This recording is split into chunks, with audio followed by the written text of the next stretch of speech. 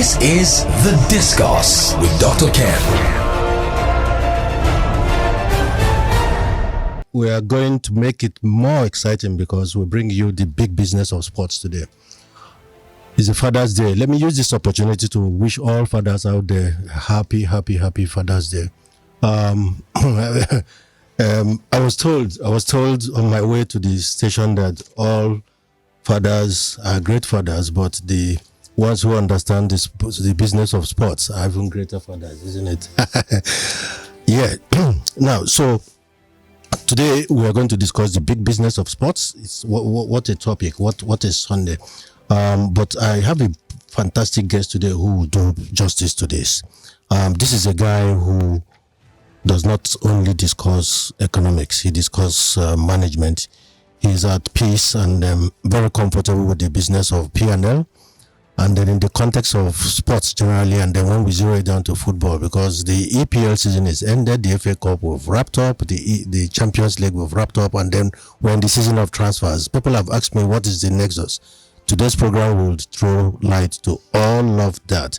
So sit down, get your popcorn ready. When we return, I will introduce my today's special guest. Please stay with us. This is The Discourse with Dr. Ken. Last week we had a very good topic. We discussed artificial intelligence, AI. Throughout the week it was a conversation that went on, and it rolled over up until yesterday. Victor Famubode did a fantastic job analyzing, bringing to us what artificial intelligence is, what it is going to do to our lives, to our businesses, and how we can become only futuristic about it. I had promised last week that we're going to bring back Victor Famubode. He did a fantastic job for a 2.0. But today, what a topic, the big business of sports. My guest is Muyiwa Kayode. I'll give you his profile very shortly. But if you've ever read the book, The Nation Branding, and he is equally the author of the book, The 7 Dimensions of Branding.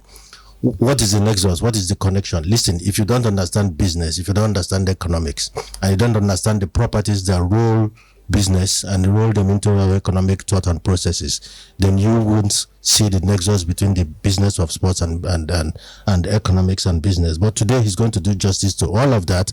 I am very sure that Kayode Muyiwa would make our Sunday the delight we are all hoping for. Muyiwa Kayode, a little bit of profile. This is The Discourse with Dr. Ken. We're going to try to connect all of that, the economics of it, the business side of it, the livelihood side of it, the enjoyment side of it, and the sorrow part of it. But it's the big business of sports. Let's take Muyiwa Kayode's bit of profile. I am very sure that those of you who know him will be flipping through that profile already before me. But just a bit of it. Kayode is a visionary in the Nigerian brand management space. He's a co-founder and CEO of USP Brand Management. Muyiwa Kayode is a business leader and an expert in brand properties. He has done a lot of things with FMCGs and financial institutions in Nigeria. Kayode Muyiwa is a multi-talented creative entrepreneur, a graduate of prestigious University of Lagos, and like I said, is the author of the book, The 7 Dimensions of Branding.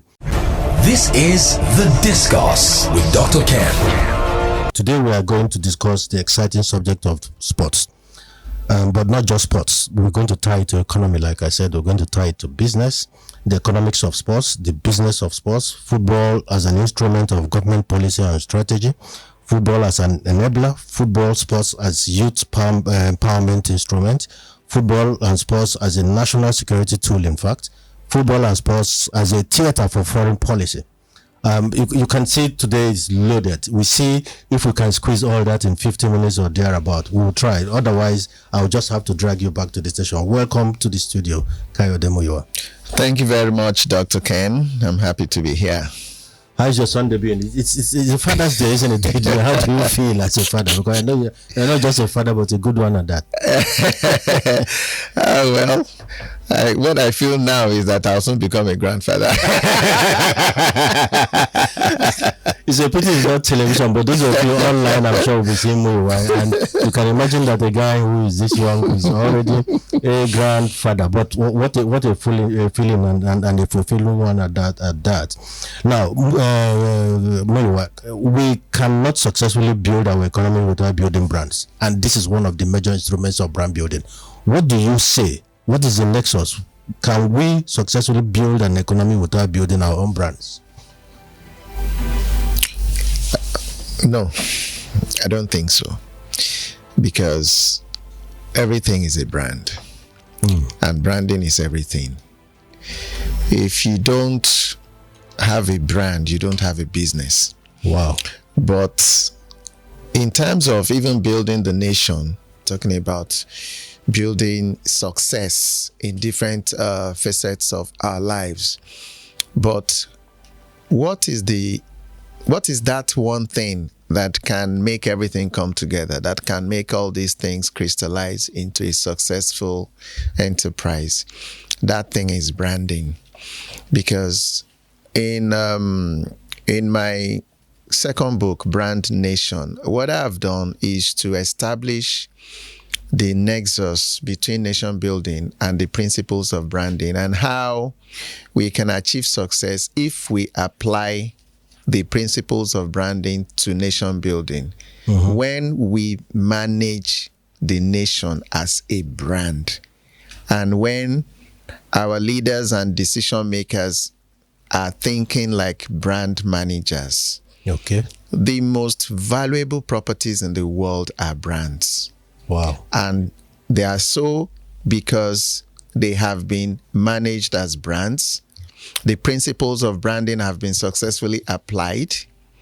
And we need that brand new thinking in our nation building. And when I say brand new thinking, I mean those things we are doing, we need to apply the principles of branding. And I explain and show this very clearly in the book, in a very simple way that we can see how it works. And as this conversation continues, and because we are focusing on sports now, we'll talk more about how we can apply the principles of branding to sports development in this country and the kind of difference it can make. That is just one aspect of nation building. Yes, we'll come to that. Fantastic. I'm very happy you've laid that foundation, because when I hear people talk about brands, they are fanciful about it. They think it's a frivolous conversation. Meanwhile, it is the reason for being. I mean, you've just said that if you've built a brand, then you've built a business. A lot of people turn it upside down. What they do is that they build a business and then begin to say, can we brand? In some careless cases, I even hear conversations like, can we rebrand? I don't think that there is anything like rebrand. It's either you have a brand or you don't have a brand. But I'm happy you talked about the PR side of it. I mean, and the positive side of it, because your brand is not about wearing fanciful caps. It's about what substance lies beneath that cap. Absolutely. Isn't it? So, can you please expatiate on that for me? Because people think that branding is about repainting a building.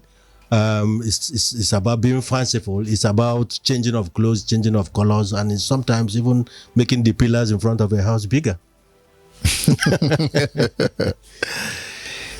Yes, it's true that a lot of people have a misconception about what branding is, and they apply cosmetic attributes to branding.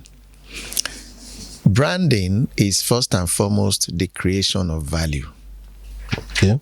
I can't say that often enough. Branding is the creation of value. If there is no creation of value, there is no brand. There's nothing. So, if, for example, I want to create a brand, the first thing I'm going to have to do is to create value. And not like you think you can build a business and you now start branding it after 5 years or no.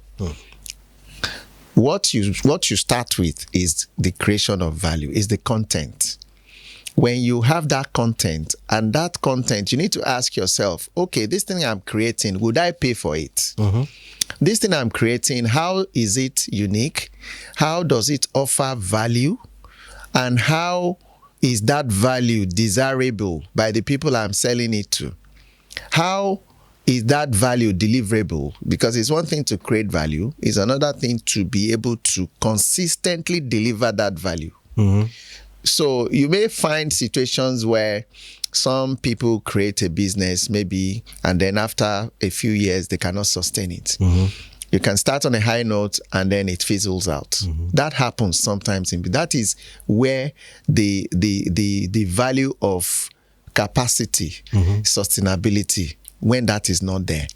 So in creating your value as a brand, your value must be unique, it must be deliverable, and it must be sustainable. It must be desirable, because you can't consume your own brand all alone.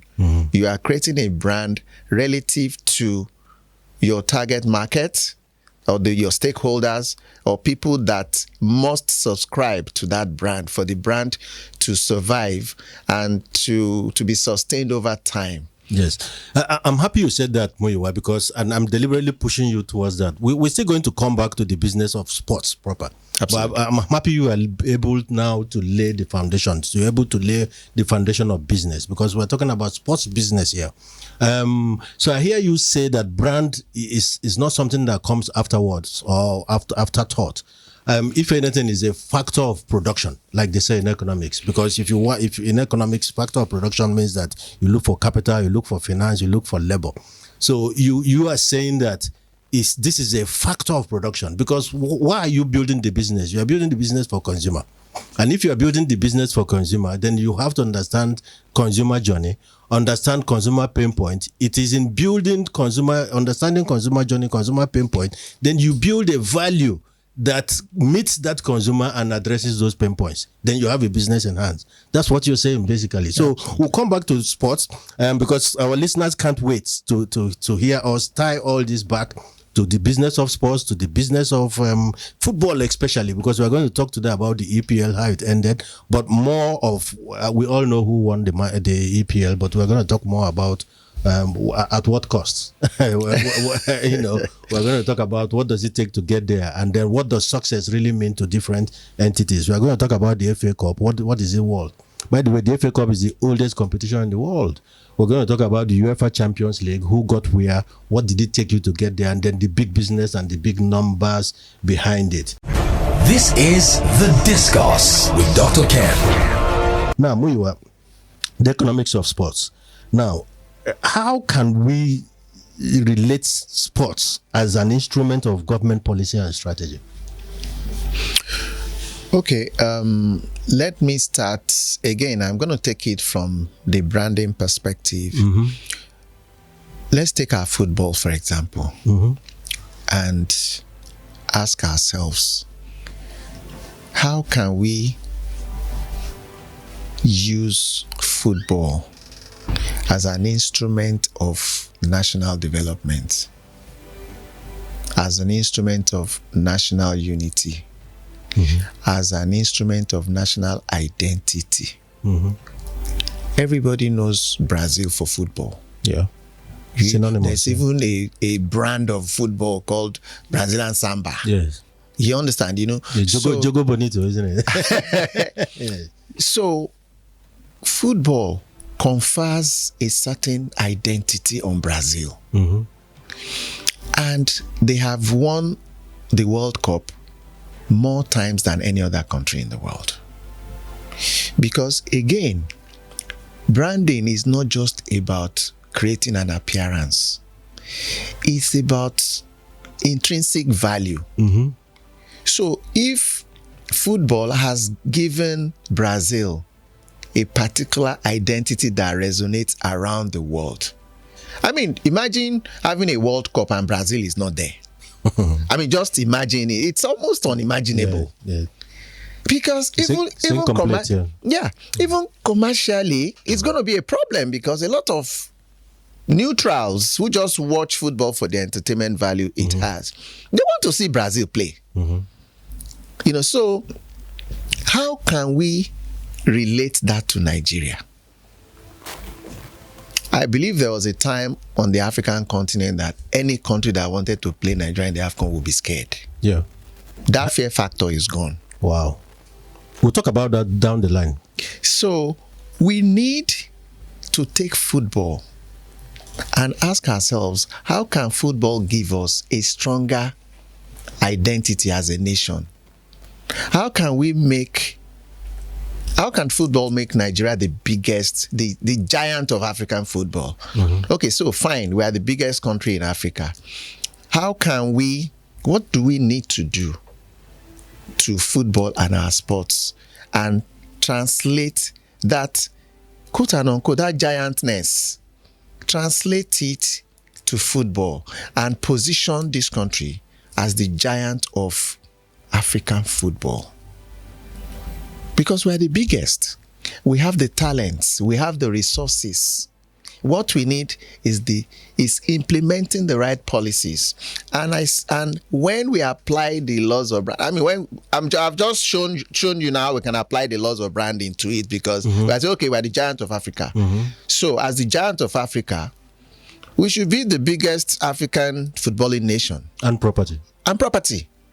That is the economics of it. Yes. And property. So we'll now translate that to our football and do the necessary investment. Because now we are looking at it as a business. We are not saying that, okay, every year we are going to budget XYZ for sports and youth development, and that is it. What is the strategic branding behind that investment? It should be an investment. It's not like every year you just spend money. It's okay, we are doing youth development, we are spending this amount on sports. The contingent, one contingent is going for Olympics, or one is going for World Cup, or one is going for this, we spend this. No. I hear you, Muyiwa, and in fact, the more I listen to you, the more this issue of sports and policy, trouble me, because the conversation around Nigeria does not finish if we don't talk about youth, the demographics of Nigerian youth. And this is a country we have over, what's the statistics showing the demographics? Over 50% of people under the age of 30, 35. And the biggest challenge for any government, for that matter, would be, how do you engage these people? How do you provide for these people so that they will be meaningfully engaged, and then bring down other social issues that that face us, restiveness and so on and so forth. And meanwhile, we have an instrument, we have a platform completely undertapped. All we hear all the time is oil, what we want to do with oil and gas. Meanwhile, the low-hanging fruit, nobody is talking about it. So the more I hear you, after probably the National Economic Advisor or whoever is going to be Minister of Budget and Planning, maybe the Minister of Sports should probably be the most important minister in the context of this conversation but whether it is administration all the time, considering the importance and the preponderance of the numbers that the youth bring to our demographics. So we don't want to see again some PA becoming Minister of Sports, Youth and Sports. It's a serious portfolio, it's a serious business, both for national cohesion, national branding, national unity, and in fact, foreign policy alignment and positioning. And we're going to talk about that more and more. So football as an enabler, I hear you say. So, and I talked about football and sports as youth instruments. How do you, in your own words, how can we use sports to become an enabler for us and then become an instrument of youth engagement? Okay, so at the national policy level, what makes sports succeed and what drives it is not government spending. Okay. It is sponsorships. That is what drives sports globally. But you need to build the property. You need to build, attract the sponsorship. You need to build. Thank you. I was coming to that. Okay. So what needs to happen on the side of government is to make the sports attractive to sponsorships, because sponsorships are driven by brands. Okay. And there are certain fundamental elements that brands live by. You need to connect with those elements. If, for example, we have our various leagues, in the Ministry of Sports, they have about 39 sports federations. 39? Yes. Wow. Thereabouts. And what we get ever so often is that, okay, this X federation, they have 2 factions. This one, they have 3 factions. These ones are fighting, those ones are fighting. Why? There are no serious sponsors who want to get into the middle of that. Because they create a public relation crisis for themselves. Exactly. And brands don't want that. Don't want crisis. And you see, what we need to do to attract brands to these sports, it is not even so much about spending money. Okay. It's about doing the right things. Fundamentals. Exactly. You can spend all the money. If you're not doing the right thing, you're just wasting money. And that's why I said every year we just hear, okay, so XYZ budgeted for sports, budgeted for this development. No. You go to the National Institute of Sports in Abuja. They don't have world-class facilities.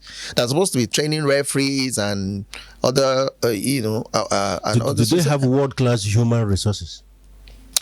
Because football is a world-class business. It is. If I hear you. It is. So we start from there. The resources, the thinkers. Absolutely. Now, you see, to have world-class human resources, you must have world-class human development. Okay. So the most valuable investment we can make is in the people.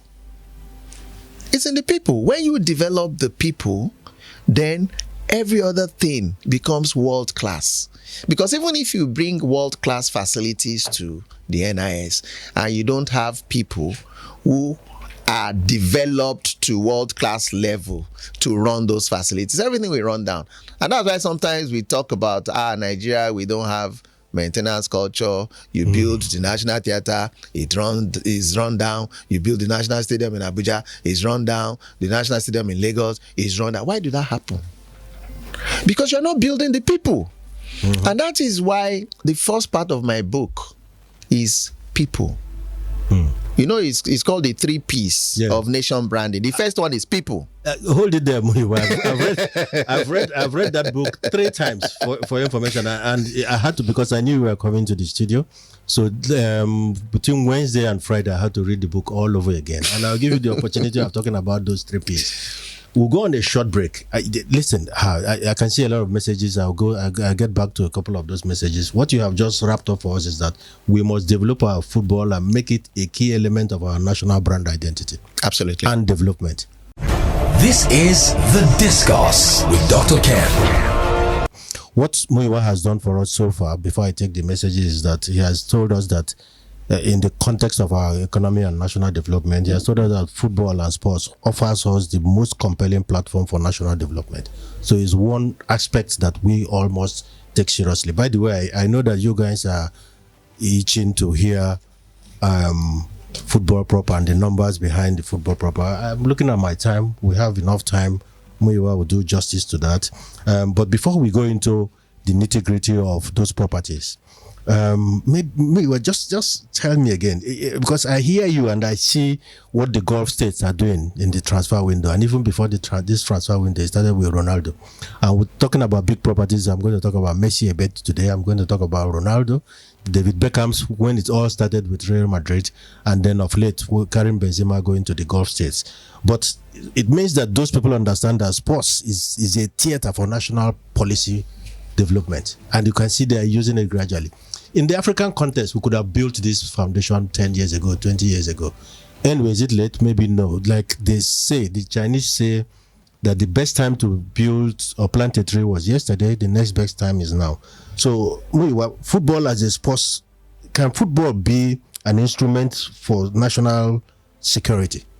Can it become a tool for national security? And I'll tell you after you attempt at that answer at that question why I asked that question, because national security is topical in Nigeria, and we're talking about youth. We're talking about youth engagement, so I can see some connect here. So football and sports as a national security tool. Again, it goes back to how important this ministry is. this portfolio is. So whoever is in government, if you are listening, please, in the context of this conversation, the next sports minister should be somebody who understands economics, understands development, understands the business of P&L, understands FMCGs, which is the multinationals. They have the money. They are looking for these platforms, but they don't put it there because they're not charity organizations. At best, when you push them, they give you token of it, which comes under CSR. The big money, I know because I have a lot of dealing with multinationals and haven't managed one myself. The pot of money is there, but we've not built the foundation. So, Muyiwa, football as a national security tool. Thank you. You see, so if we are talking about all national development policy strategy must be people focused, then you now begin to take the people, the demographics. Okay. Now, as regards sports, because sports is physical activity, all right, and youths are known for being very energetic. And if you don't channel that energy to productive activity, it can equally be channeled to destructive activity. I remember the story of one East European female tennis player. Okay. In a documentary, the father said when she was 5 years old, she was always jumping all over the place and her energy level was just unbelievable. And he became so concerned. He said, okay, this your hyper energy, I have to ensure that even from that age of 5, I have to ensure that you begin to use it positively. So he took the girl to a tennis academy, and the girl started learning tennis. By the time she was 18, she was already a millionaire. Wow. And she's not even one of the big names in tennis. That's the irony of it, because you find sometimes you're watching some of these local tennis tournaments, the 250 series, and you will see players in their late teens, 18, 19, and then some maybe 20, 21 year olds that they're not even world famous. But when you look at how much they have earned in 3-4 years, they're already millionaires. You know, so we need to look at creating that ever. And the beautiful thing about sports is that the market is not local. Can you believe that? I don't remember the last time I was watching the tennis Grand Slam tournament and I see a Nigerian player. And this had happened before, so many years ago, when a Nigerian played at Wimbledon. You see? And this is a tournament where the winner goes away with more than $3.5 million, and a lot of endorsement deals will naturally follow once you become a Grand Slam winner. And we have people who can play at that level. We just need to develop them. We have the energy. So we have to be deliberate about it. We have to be deliberate about it. We have to be strategic about it. If you look at the way, you see, our development plan has to factor all of these things. You take a state, for example, because I like to break these things down to specifics. You take a state, for example, let's say you have 20 local government areas in the state. What is the development strategy? What are the minimum amenities, infrastructure, and facilities that each local government must have?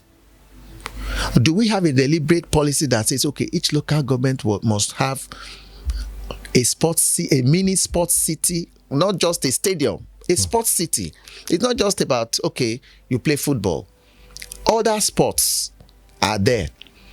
A university or a polytechnic, a general hospital. There must be and it must be communicated and simple. So you know that, okay, if we have 20 local government areas in the state, that means we must have 20 sports centers where people can go and just burn this energy and train and become world beaters, because the market is not local.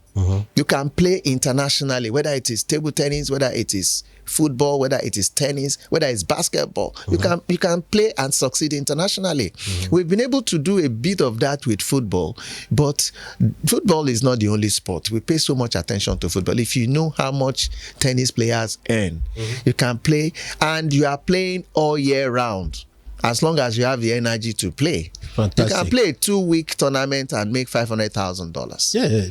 Thank you, Muyiwa. Easily in tennis. It's accelerating. In fact, thank you for that advice. In fact, I remembered in your book, a chapter in your book where you said that the cheapest commodity in the world today is advice.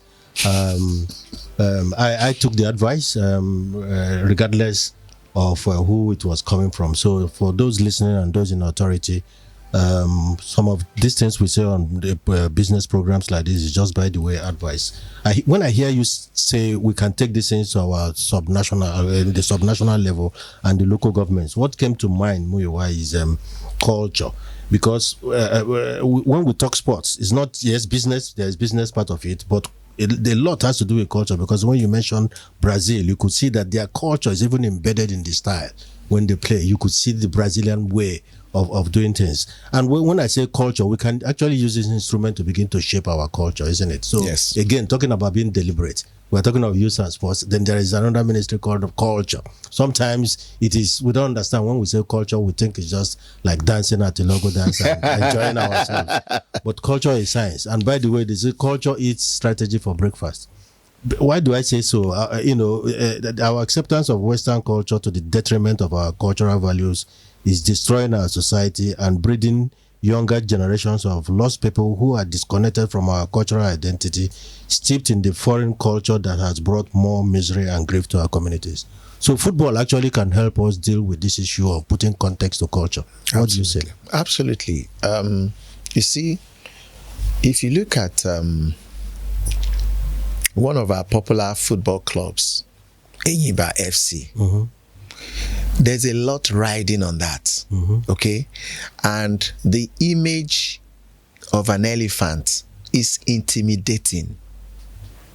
Now, let us connect that with this never give up, never say die Nigerian spirit. That is part of our national character. Anywhere a Nigerian goes, he wants to succeed. We have that spirit. We have that determination. And that can be applied deliberately. Culture is a science. It can be applied deliberately to create an identity for us.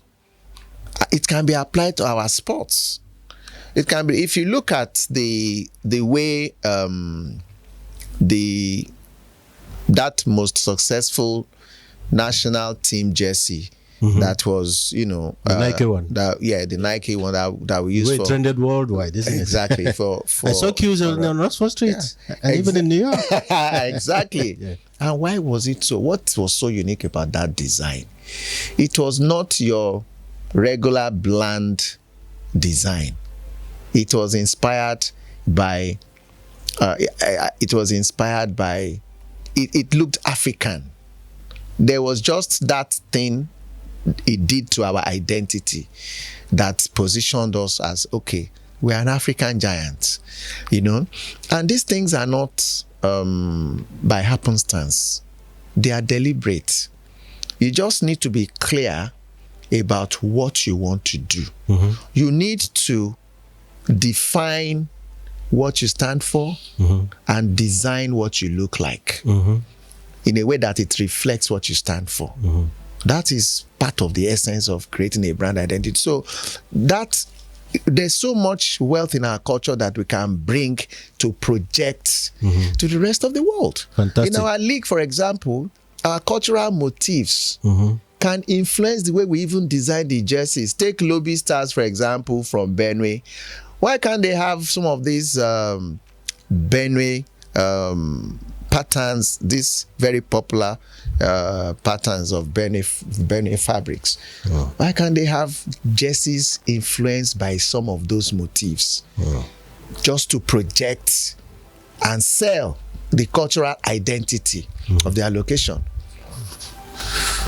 You're taking me on a journey. In fact, you see, I don't know if 1 hour is enough, but we're going to go now into the EPL, the FA Cup, and talk about the just concluded UEFA Champions League and then the transfers. I think we have enough time to do that. But this area we're discussing, laying the foundation, is very important to me.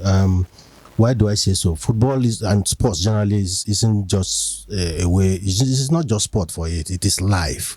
And when we consider how passionate we are about our football, for example, there simply isn't better platform for national integration, promotion, patriotism, evocation of national pride.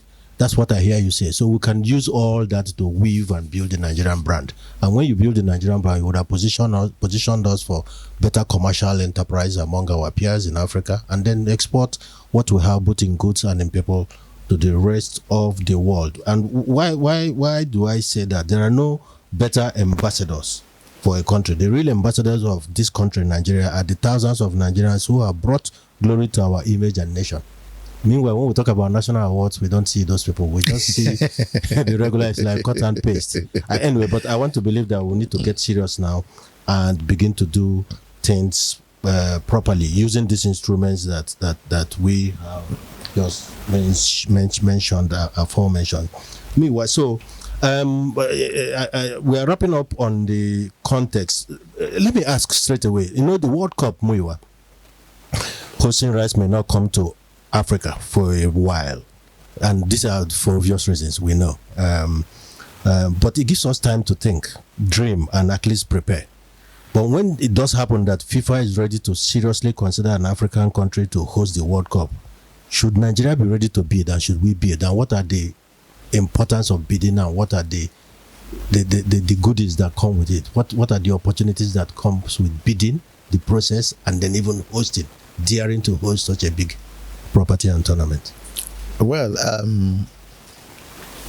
you know that we are already playing second fiddle in that regard.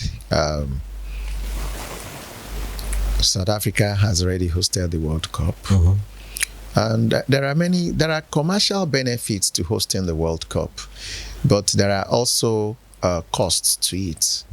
And the biggest brands that sponsor the World Cup, they are going to be looking at how that tournament. Don't forget, we are talking about the business of sports here. And for us to really get serious, we have to take sports as a business. Yes. Because that is what it is. And that is what makes it succeed. And the business of sports is driven by brands. So the big brands that drop millions of dollars every year to sponsor the World Cup, they are not doing charity. They are promoting their brands. They are expanding their market share. And they are deepening their penetration in the market. So these are some of the factors that determine how commercially viable a particular location will be. I know FIFA have all their other criteria and everything, but when you consider that Nigeria has about 200 million people, the biggest on the continent, Nigeria has the largest economy on the continent. Now, with AfCFTA, Africa is becoming one big market of 1.4 billion people. Wow. When we consider all of that, then it begins to make business sense for an African country to host the World Cup, or maybe 2-3 countries coming together, because we are beginning to see that now, and we are beginning to see more fixtures. I think they are increasing to 48 countries now for the World Cup.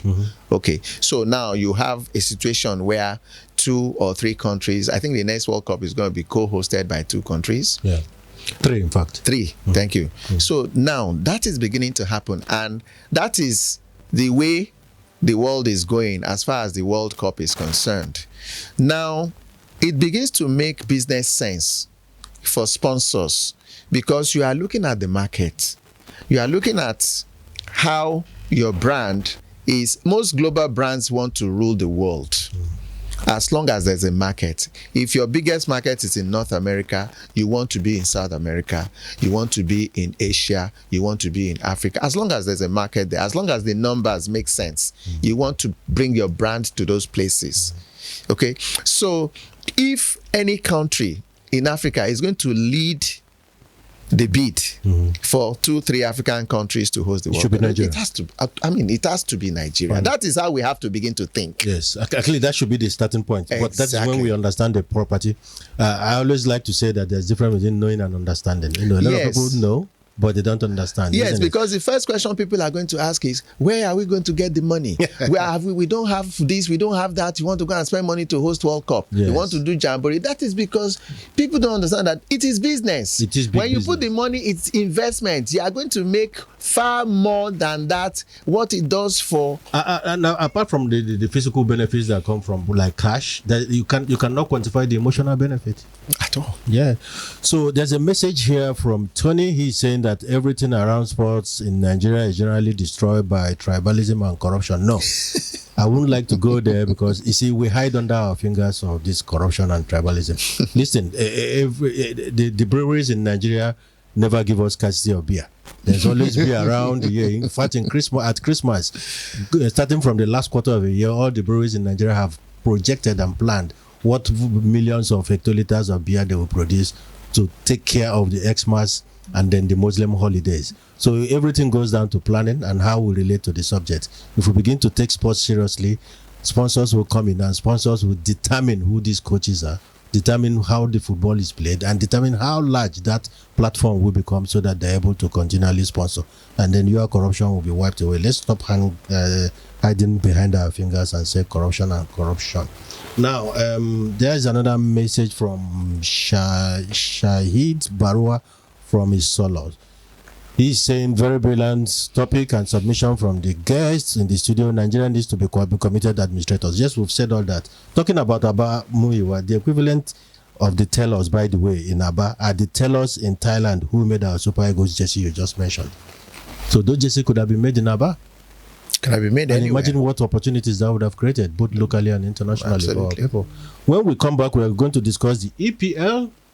We are going to discuss the Champions League and discuss the FA Cup and the transfer windows. Before I go on break, let me give you a teaser. Manchester City spent £1.074 billion since 2016 in the EPL.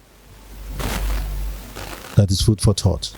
They won the league. Congratulations, Manchester City. But we'll put it in context as we come back. Take cake, have your bowl of popcorn. We're going to discuss the EPL. This is The Discourse with Dr. Ken. Thank you very much, listeners, and welcome back. This is a very interesting topic. I know those of you who follow the EPL have adjusted your seats now. Now, Muyiwa, the EPL just ended. It will surprise you. I was looking at the beginning of the season, last season, and I went through the Twitter pages of 21 sports analysts, like they call them in the UK, pundits.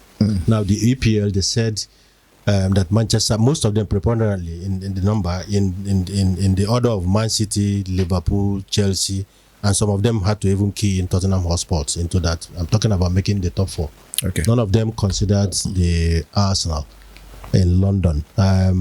All of them, in fact, not even one, including former Arsenal players, never said that team will come second. But they gave us the excitement of last season. They pushed the champions all the way. You will tell us the reasons why they didn't get there, but we'll talk more about the business behind it. So increasingly, the trend too is the more you spend, the more likelihood that you win the EPL. So is that what it should be now? Is it sports in that context? Or what is the correlation between spend and winning in sports, especially football? Okay, now it's just like, because it is business, you have big business, you have small business. And the big business succeeds more because they are big. They have the size, they have the resources to expand.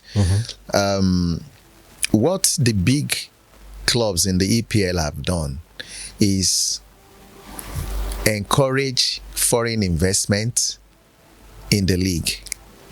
And by so doing, they also bring in a lot of players because it is strictly business. The best, those who have the money, they want to buy the best players because the best players have more fans, they have more followers on social media, they sell more shirts, they sell more merchandise, you know. So if you look at the EPL now, the EPL has a global viewership of more than 3 billion people. So when you have a property that is reaching 3 billion people, that's almost half the entire universe. Wow. I mean, that's almost half the entire you can world, imagine the the entire opportunity planet. for viewership. Sorry. So you can imagine. So that's where the connect for viewership, media, reach, frequency comes on, which translates to numbers, and it is these numbers that give the properties value. Thank you. That's how those sponsorship figures are determined. Exactly. The EPL reaches 190 countries. So global brands absolutely will see a platform to reach their audience. And if you see the way people follow football religiously, they follow their clubs religiously. And for those who go to the stadium, it is always an incredible experience. Again, you think about experiential branding. When people have that unforgettable experience, it bonds them with your brand. You know, so you have a league that reaches more than 3 billion people. TV rights for this league, domestic TV rights for the Premier League brings in over 4 billion pounds. Did you say 4 billion pounds? Domestic rights. Wow. International rights, multiply that by 2. So that is why you and I paid DSTV to watch the EPL. That is why the EPL is on DSTV's premium bouquet, which is more expensive than any other package. Because that part of this money, part of the subscription you and I are paying to DSTV is what makes up how much they take for the TV rights when they are selling the rights, and they sell it by bidding. So people bid for the rights, they sell to the highest bidder because they're in a position where they can do that. Wow. At a point, the EPL even decided not to have a title sponsor. You know, it used to be Barclays Premier League. Yes. At the time, they decided not to have a title sponsor and just call it Premier League. They became that big and that confident. Exactly. You know, so back home, our league now, we are going to be looking for a title sponsor because we're in a position where we need to build. But in building, we have to apply the laws of branding. Yeah, but how do you get this sponsor? Like my uncle would say, I mean, somebody who is naked does not put his hand in his pocket. Well, that means that person, to put hand in that pocket, that person has to first of all see a tailor. Yeah. Have something made for you. And then you cannot, and make sure that when it is being made, it has pockets. So that you cannot put your hands on the pocket. Take, for example, you know, the multiplier effect, because we need to see these things as business. The multiplier effect is massive. This last season, this small club called Luton FC. Wait, I'll get to Luton. I want you to take Luton specially because it's an incredible story. Okay. It's an incredible story. But let me ask you, and please remind me if I forget. I really wanted to talk about, and I'm moving now from EPL to general properties of football. Listen to this. The Messi story, for example, and the business of sports. Unique contract that took Messi to MSL, isn't it, the United States? At some point, people thought, is it logical for Messi to leave PSG? He had an opportunity to come back to Barcelona, but he dumped that opportunity because people, the only reason that connecting Messi to Saudi Arabia is that he has a subsisting contract with the Saudis. For what does he have this contract? I'll get it for tourism. He's tourism ambassador to Saudi Arabia, and by the way, that gets him $33 million annually. Wow. However, Messi dumped all that and went to sign for MSL. What is the reason and rationale behind that? Messi himself, just to put it in context, played 778 matches across 17 seasons, scoring 672 goals. Wow. In the process, he won 6 Ballon d'Ors, which football top brass call the prestigious award, the most prestigious award in football. Messi was offered a 3-year contract, which is $1.6 billion to play in the Saudi League. And Messi turned that down. Why did he turn that down? Because he decided to go to Inter Miami. Why? Inter Miami is not even in the top 10 of the league in the United States. Inter Miami has a revenue of just $50 million, but PSG Messi shirts sell $130 million. So you can see some contradiction in that. Inter Miami has 1 million Instagram followers. Instagram followers in America put together, MSL is 14 million. However, Lionel Messi himself have 470 million followers. Wow. Now, if Messi's decision to join Inter Miami MSL wasn't based on money or legacy, what made Messi choose Inter Milan? Inter Miami, you mean? I'm sorry, Inter Miami. So you could see that, yes, money could be it, but I think that decision was futurist. Why? Because you could see that Messi had ignored what he would get today. He wasn't looking at the world through the window. He was looking at telescope. Messi is going to sign a 5 or 6 year contract that would eventually make him a part owner of this club, and he knows the potential of this property. Exactly. So you are talking about the properties, and it's just following the footstep of Beckham, for example. Yeah. You know, Beckham left at some point, went to Real Madrid, 32.5 million. Revenue share of $18 million, total sponsorship endorsement deal of $204.5 million. Meanwhile, today he's worth $255 million in MSL. So Lionel Messi deal is 1.6 billion. Like I said, he'll make him 7th highest paid in the world.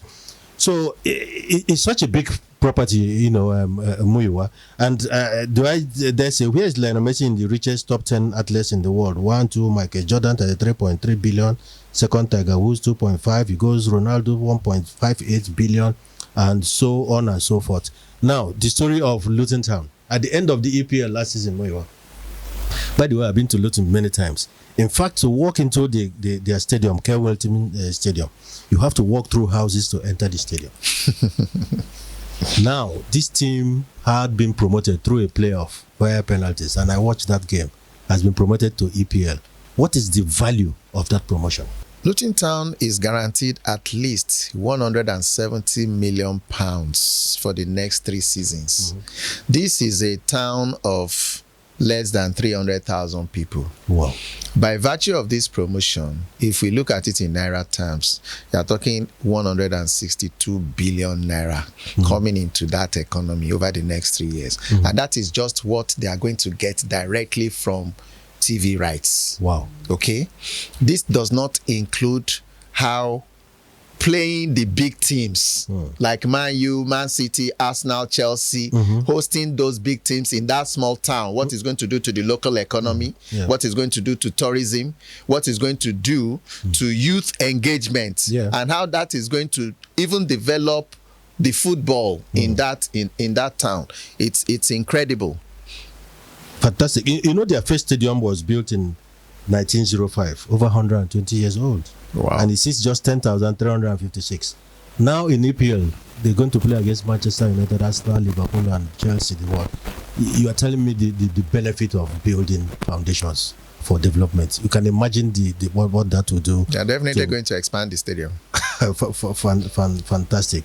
Now, Muyiwa, we'll go on break, isn't it? No, I'm told, okay, I have a message here. Somebody just reminded me that it's 7 Ballon d'Or actually Messi won. We'll check that, and it's MSL, blah, blah, blah. Okay, he's telling us the reasons why Messi went to MSL. Then another question that has come is, why can't our African leagues generate such money that will make our players stay back? Well, I like that question because while we were congratulating Man City for winning the league, we also have to congratulate Enyimba FC for winning the MPFL, the 2022-23 season. Okay. And the money, the prize money for that is 100 million Naira. You know, and I'm aware that a lot is being done to reposition our league. And once that is properly put in perspective, the sponsors will come in. Once you deliver value, sponsors will come. Once you put in place those things that attract brands, that brands want to leverage, and they know that you have created a platform that reaches their consumers, definitely the sponsorship will follow. Fantastic. Today we've spoken about sponsorships, we're talking about brands, we're talking about how sports should be a big business and how it should be managed by big managers who understand P&L. We talked about sports, how it can become a national security instrument, national integration instrument, how it can mold our culture and take us to the world by way of positioning. Fantastic. Now I'll give Muyiwa the opportunity to give us his preferred African or Nigerian proverb, and then after that he takes a music of his choice, and I'll use the opportunity to wish you a fantastic Father's Day again. Muyiwa, are you ready for that proverb? Yes, thank you very much. I'm going to give a proverb which I use to illustrate branding, because great brands are not built overnight. You have to follow the process, and you have to put in what it takes. And the proverb I'm going to give it goes like this. No matter how quickly a woman wants a baby, she must carry that belly for 9 months. Well, sometimes it comes in 7 months. Then that is premature. You have a problem. So because sometimes we are too much in a hurry to do things properly, we get into trouble. But with branding, you must be patient and follow the process. And the results, we just talked about a stadium that was built over 100 years ago. This little success didn't happen overnight. Yeah, thank you very much, Muyiwa. In fact, such a brilliant topic, very exciting topic, especially on the Father's Day, because football and sports is so close to the heart of fathers. Enjoy your transfer window. We will have time. We'll treat transfer windows separately. We'll treat transfer windows separately as a subject during the course of the year before the transfer window rounds up. Thanks for coming, and then we'll give Muyiwa and the audience his music of choice. Thank you very much, and looking forward to. By the way, next week we're going to talk about wealth creation. We're going to talk about how a man grows, how he begins to make wealth, how he begins to manage his wealth, how he begins to decide what happens after he must have been gone.